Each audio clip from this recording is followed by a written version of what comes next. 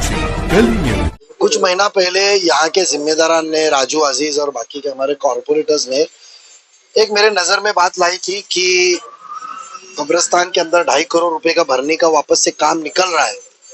और वो बात नजर में लाने के बाद में मुझे फिर से वो एक डर था कि वही अंधाधुन मनमानी कारोबार चले और जो आवाम की हमेशा जो शिकायतें थी, क्योंकि पिछले बारिश और उसके पहले बहुत से यहाँ जो जिम्मेदार कुछ मौजूद भी है, उन्होंने हमारे नजर में लाया था कि पानी निकलता है, भरनी या मट्टी का जो क्वालिटी वो बराबर नहीं है, यहाँ वहाँ की लाई। और वो व्हाट्सएप पे अपने वॉइस रिकॉर्डिंग के जरिए एक दूसरे के अपने बयानात सुने होंगे। तो मैंने वो काम को रोका था कलेक्टर कमिश्नर साहब के पास, और मेरा एक ही उसकी वजह थी कि उसका लेटर देके काम रोका था कि काम सही ढंग से होना चाहिए। और उसके बाद में फिर कमिश्नर साहब के गाइडेंस के अंदर सिटी इंजीनियर की हमारे साथ में मीटिंग हुई और हमने उन्हें कहा कि काम करना है तो तरकीब से कीजिए, जहां से हमारे मसले जो है वो हल हो जाए। पानी नहीं आया और उसके दौरान में पता चला कि 0.8 0.6 मीटर की 3 फुट की गली भरनी दिखा के वो कर रही थी, जिससे मसले हल नहीं हो रहे थे। तो हमने कहा कि काम की संख्या को, जो area of scope of work है वो भले कम करो, टुकड़े टुकड़े में करो, पर मुकम्मल और निजामत के साथ करो, एक सिस्टमैटिक करो जो हमारी जरूरत है। तो हमने उसको तकरीबन 55% एरिया आज कवर होने वाला है। हमने उसको 2 मीटर की तकरीबन 6.5 फुट की आज की जगह से कॉम्पैक्टेड मट्टी 3 लेयर के अंदर उसको फिलिंग करके कॉम्पैक्शन के अंदर काम करने का किया है।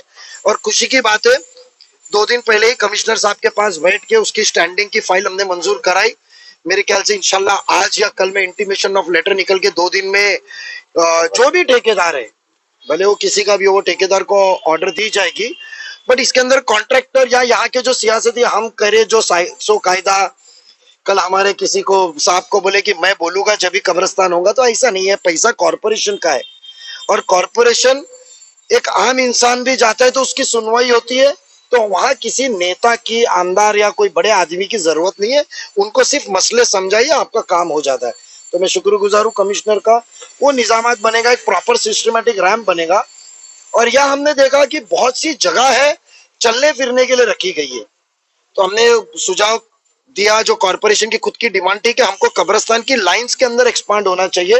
तो जो 6 मीटर रखा था तो 3 मीटर और कब्रिस्तान दीवार की तरफ बढ़ा जाएगा, वहां से लिया जाएगा जिधर तादाद कब्रिस्तान की ज्यादा होती है।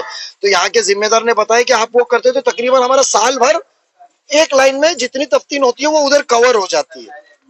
और रही बात, कुछ लोगों ने, जिम्मेदारों ने अभी मट्टी के सिलसिले में बताया, तो हमने मालूमात ली ताबड़तोड़। उनके सामने हमने सिटी इंजीनियर को फोन किए, कमिश्नर साहब को बोले, तो उन्होंने इमीडिएटली कहा कि जो मट्टी है जिससे बॉडी डिकम्पोज, जो तफ्तीन के अंदर जिसको वक्त कम लगे, तो हम ज्यादा से ज्यादा लोगों को यहाँ तफ्तीन कर सकते हैं।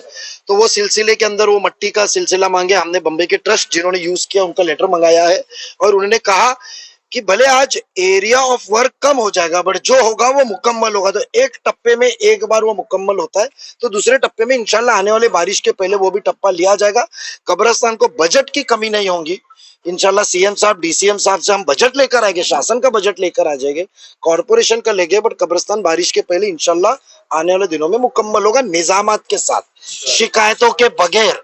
और इंशाल्लाह उम्मीद है कि उसके बाद कोई आंदोलन या करने की जरूरत नहीं पड़ेगी, क्योंकि अभी आग पे पट्टी लगा के काम चल रहा था, अभी आग खोल के लोगों के मशवरे से काम होगा। सवाब जारिया है, जो लोग काम कराते थे, मेरे को कुछ शिकायतें आई थी, मैंने आवाम से, उनसे पूछा, अधिकारियों से, तो ऐसा है कब्रिस्तान में सवाब जारिया के लिए कुछ कोई चीज बना के दे रहा है, अपने इखराजात के बगैर अपना नाम लगाए, तो बेशक खुशी की बात है।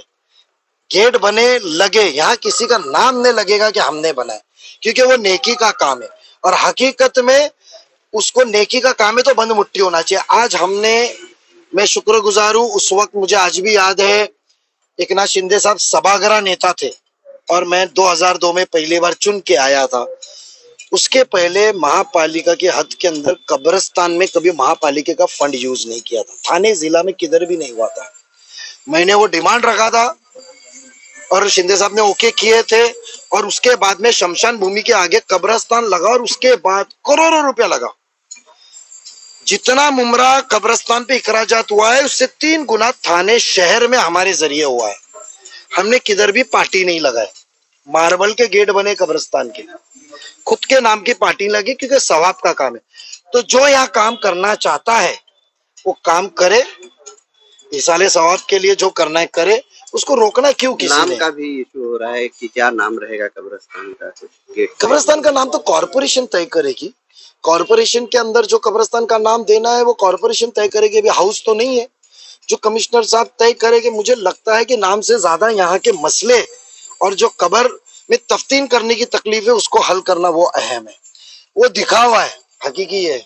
मैं उसकी तहकीकात जरूर करूंगा, क्योंकि उस वक्त मुझे दिमाग देने का काम था कि मसले को कैसा हल करे। तो जब मेरे सामने पेचीदा मामला था और जहाँ की सुनील मित्तल मेरी इज्जत करते थे, और जबी के साबिक जो वहाँ आमदार थे, हमारे उस वक्त के नेता थे, उनका कुछ अनबन हो गया था मिजाज को लेकर उनके, तो वो कोई हैंड ओवर करने को नहीं तैयार थे। तो उस वक्त मेरे सामने कमिश्नर थे, कमिश्नर ने पेचीदा मामला रखे और आला हजरत मोइन मियाँ साहब ने मुझे बुलाए थे और कहा था कि मामला सियासती महपना में अटका है, इसको किस तरीके से निकाला जाए और कब्रिस्तान की सख्त जरूरत है। तो उस चीज में मैंने तवज्जो दिया। तो कब्रिस्तान ऐसा था कि हमने कत्ल खाने को शिफ्ट करके कब्रिस्तान किया था, जितनी मेरी याददाश्त रही। तो हेर फेर बाद में फिर कब्रिस्तान की जगह जो चेंज की गई उसमें मैं नहीं था। एक कब्रिस्तान जहां रिजर्वेशन आया था और एक कत्ल खाने का रिजर्वेशन आया था। तो जो सुनील मित्तल साहब के साथ मैं बैठ के जो बातचीत की थी, मैंने प्लान देखा नहीं था, क्योंकि मुझे जगह मुहैया करानी थी। मैं प्लान देखा नहीं था, क्योंकि मैं ज्यादा तवज्जो दूं तो बहुत से लोगों को तकलीफ होती थी। यहाँ के लोगों को नेता नहीं बनने मिलता था, तो मैं थोड़ी सी घर में तकलीफ ना हो जाए, आमदार साहब को तकलीफ ना हो जाए, तो ज्यादा तवज्जो नहीं देता था। तो कब्रिस्तान की जगह पे कत्ल खाना डाला गया था, और कत्ल खाने की जगह पे एक जो रिजर्वेशन चेंज का मामला था, तो मैंने सिर्फ कमिश्नर साहब को बोला कि ये जो चेंज पुटअप कर रहे हैं आप उसको ओके करो। और मालिक को मैंने बगैर जमीन के, बगैर प्लान देके, अल्लाह ताला को नाज़िम रख के कहता हूँ, बगैर प्लान देके मैंने कहा था कि आप ये चेंज करो। बट मैंने सुनील मित्तल साहब को कहा था कि ये चेंज आपका जो है मैं आपकी कमिश्नर साहब से करा के देता हूं, तो मुझे 24 घंटे में जगह हैंड ओवर का लेटर आपको देना पड़ेगा। और मुझे आज भी याद है, तकरीबन 5 या 6 अगस्त रहेगी, अगस्त का महीना था, संडे के दिन जायसवाल साहब ने अपने बंगले पे सुनील मित्तल को बुलाए। मैं, सुनील मित्तल, निम्बालकर साहब और एडीडीपी जबी के गोयल साहब, हम मौजूद थे। और जब भी उनको सामने उनको जबान दिलाई गई और कहा गया कि आप कब्रिस्तान हैंड ओवर करो, उन्होंने संडे को बोला कि ये लेटर मैंने लाया हूँ हैंड ओवर का। तो मुझे जगह जल्द से जल्द चाहिए थी, क्योंकि हम एक्विजिशन लॉ में जाते थे तो तकरीबन हमको 3 साल लगते थे जगह लेने को। वो बकाया पैसा हमको जमा करना था, कलेक्टर को प्रोसीडिंग होती थी। तो जो जल्दी चीज थी, तो जल्दी चीज में कब्रिस्तान जल्दी मिल रही है, वो क्या मांग रहा है उसके ऊपर तवज्जो ना देते हुए किए। अब वो बाद में देखो, आप चीज याद रखो, कब्रिस्तान मंजूर आपका 2015 में हुआ, हैंड ओवर 15 में आया, 16 की जनवरी में आया, और उसका रिजर्वेशन चेंज का प्रस्ताव कुछ उसने 15 के 16 के अंदर मंजूर किया। उसके बाद में उसने लेआउट के अंदर चेंज किया, कुछ रास्ते शिफ्ट कराया, रिजर्वेशन शिफ्ट कराया। तो वो चीज का मुकम्मल नकाशा देखे नहीं थे। बट आज जो चीज है हकीकत, उस चीज के ऊपर स्टडी चालू है, और हमारी डिमांड है कि यहाँ जो टुकड़े टुकड़े में डेवलपमेंट हो रहा है, बहुत अहम बात कह रहा हूं, टुकड़े टुकड़े में जो डेवलपमेंट हो रहा है, और वो टुकड़े के अंदर 15%, 20% वर्किंग पार्टनर ली जा रही है दलाली के तौर में, या कुछ पैसे लगा के जो चीज चल रही है, उसके अंदर बुमराह का नुकसान हो रहा है। ये लेआउट एक साथ डेवलप होता है तो हमारे को एम्यूनिटी बहुत सारे मिलते हैं।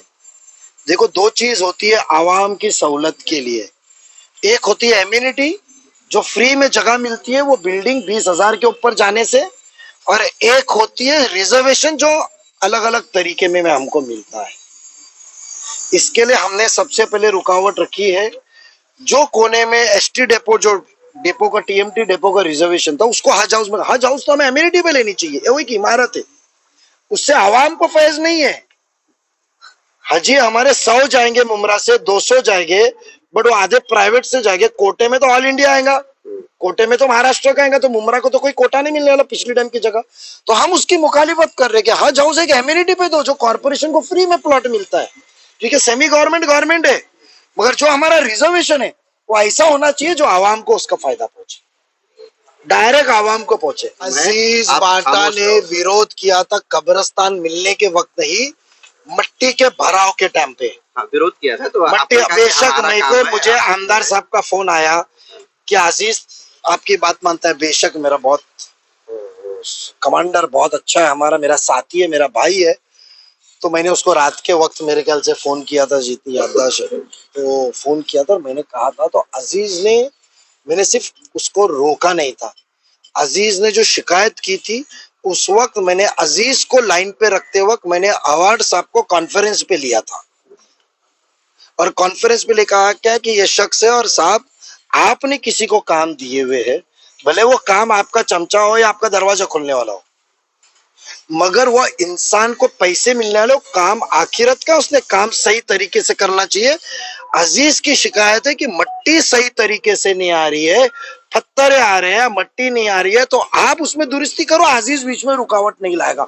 और वो वादा दिया गया था मुझे कि वो चीज का काम सही तरीके से होगा, अजीज को बस साथ रहने। एक आखिरी सवाल, मुमरा बाईपास पर टोल नाके के पास एक कब्रिस्तान है, फाइनल हजरत स्टेज पे मोइन है, ने आपको ही जिम्मेदारी फाइनल स्टेज पे है, 7-8 फाइनल साल से स्टेज पे कब नहीं, मिलेगा? सुनो मेरी बात, उसमें दिक्कत राजू भाई ने भी 6-7 महीना पहले बोले 1-2 महीने में मिल जाएगा। उसमें टेक्निकल डिफिकल्टी थी, जो अल्लाह उनको और नवाजे, जो बड़े शख्स ने बंबई के अपने जाती पैसे से वो जमीन खरीदी थी, तो उस वक्त जितनी उनको लोगों ने गाइड किया था, तो उसके अंदर कुछ टेक्निकल डिफिकल्टी थी। उसकी शुरुआत करने के अंदर ऐसा है, शरीयतन तौर पे मालिक का हक की अदा किए बगैर हम नहीं शुरू कर सकते, या तो उसकी रजामंदी चाहिए। मालिकों ने वो रजामंदी दी नहीं, इसके लिए शुरू नहीं हुआ, तो उसकी कुछ टेक्निकल प्रॉब्लम थी। फिर ऐसा था ट्रस्ट और परमिशन, तो हमको रिवर्स जाना पड़ा, यानी हमको थाना से वीटी जाना था, मस्जिद स्टेशन से पीछे आए, क्योंकि वो जो टेक्निकल प्रॉब्लम था जब मेरे पास केस आई, तो वो चीज से किया गया है। मेरे ख्याल से इंशाल्लाह आने वाले 30 तारीख के पहले वो रजिस्ट्रेशन रुका है, वो हो जाता है, तो तकरीबन इंशाल्लाह उसका तफ्तीम का काम हमारा महीने से 1.5 महीने में शुरू होगा, क्योंकि वो मालक को जो मुआवजा अदा करना है वो एक आफ्टर द पीरियड के बाद ही होगा।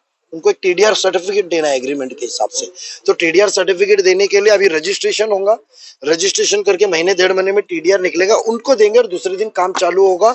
बाकी के जिम्मेदार के साथ कॉर्पोरेशन ने हर चीज फाइल ओके करके रखी, उसके वजह से देरी हो गई, यू टर्न मारना पड़ा, नहीं तो वो जो सिलसिले से चल रहे थे, ट्रस्ट के नाम पे टीडीआर निकलता तो ट्रस्ट को फिर टीडीआर मालक को देते आता नहीं, और उसके लिए चैरिटी में जाना पड़ता और 1 साल जाता था उनका। इसके लिए हमने कहा कि ट्रस्ट के नाम का 7/12 कैंसिलेशन करके उसके लिए कॉर्पोरेशन की एनओसी लगी, ठहराव लगा, कैंसिल करके वापस मालक के नाम पे लाए, क्योंकि टीडीआर मालक को जाना है। वो इंसान ने नियत की है कि बचा हुआ टीडीआर भी वो अपने आवाम को